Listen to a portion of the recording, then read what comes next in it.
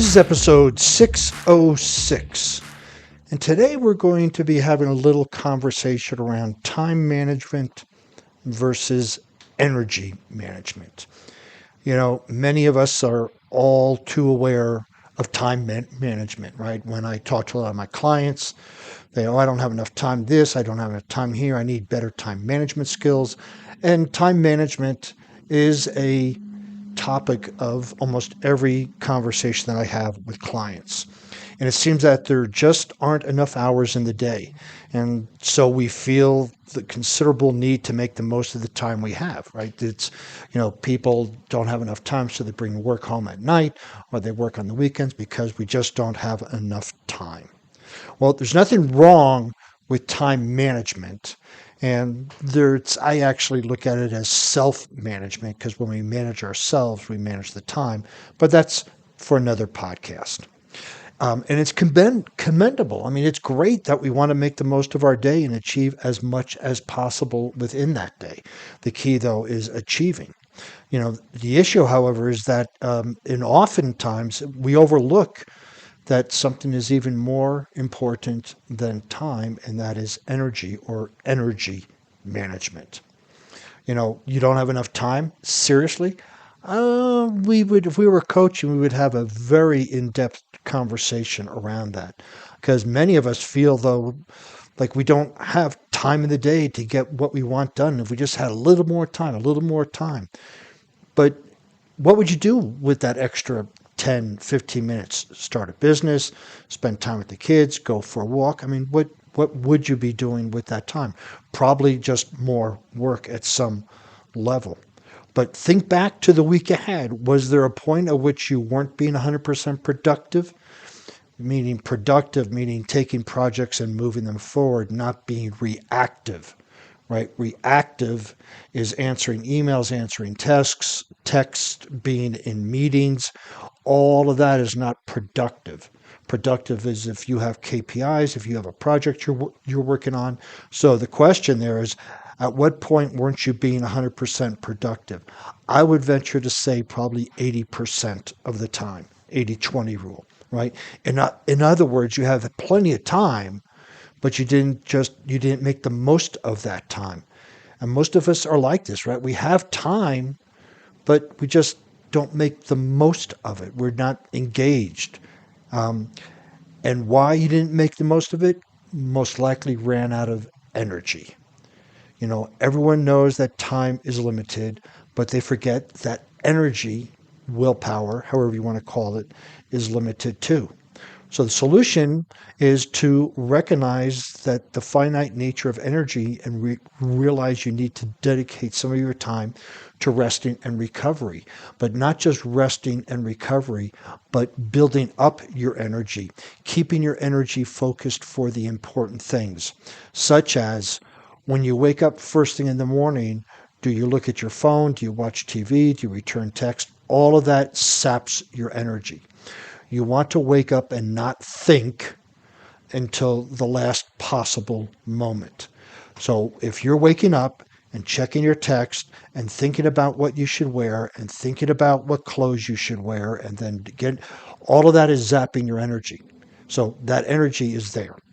So then when you get to work, are you doing all reactive stuff first? Are you answering emails? Are you joining meetings? Are you answering phone calls? That zaps your energy as well, as opposed to getting to work and doing your productive work first. And when we look at managing energy, there's physical, mental, emotional, and spiritual. So to create more energy management, we need to have movement practice every day. And a movement practice could be walking, running, yoga, Zumba, whatever. We want to have a mental practice, that is watching our self-talk. How do we stimulate our mind? Our emotional practice, knowing that what our emotions are and how we label them correctly. And a spiritual strengthening or a spiritual energy practice, that is knowing our purpose at work and preferably knowing our purpose in life, knowing our values and our virtues and living every day in accordance with those virtues. Putting those things together, you will have great energy. And again, just to make a point is, have you ever gotten home from work and you knew you could spend time with your significant other, spend time with your kids or with your friends, and you go, I'm just beat. I don't have enough energy. You have the time, but you don't have the energy. So what's more important, time management or energy management? When I coach my clients, I recommend energy management because that allows you to focus on what's important, which automatically is time management. So when you look at it, first we need to build up that energy through mental, physical, emotional, and spiritual practices. Then we want to keep it for as long as possible, and that is building up AM rituals, PM rituals, and time blocking during the day. Then we will get more accomplished, and then we can come home and have time and have energy to do the things that we want to do. Just because you have time to do something, again, doesn't mean you'll be able to do it. You come home early or you come home at 5 and you have from 5 until 9 to do things, but you're too exhausted. So you sit down on the couch, watch TV because you have no energy. The answer is to ensure you're better rested. Take regular breaks. The Pomodoro method at work, every 1 to 2 hours, take 10 to 20-minute break. Eat for energy, right? Low glycemic index foods, good protein, healthy fats. You've heard this over and over again, but are you doing it? Are you doing it every meal? Are you doing it consistently, 7 days a week? Keep your energy management in mind as you tackle your task list.